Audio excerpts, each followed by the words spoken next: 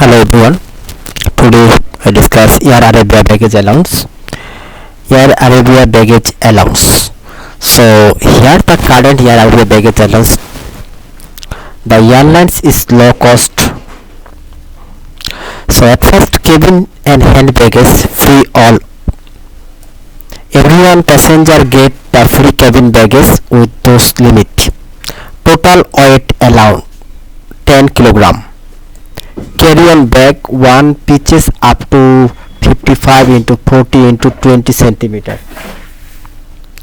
Personal item 1 small item, laptop bag or handbag up to 25 into 33 into 20 centimeter under the seat. Duty free shopping must be packed within the 10 kilogram total cabin allowance.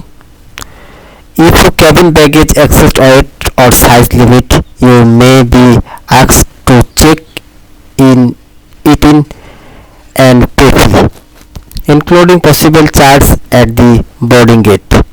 Infant under 2 years you can carry on extra overhead bag up to 3 kg for baby 40.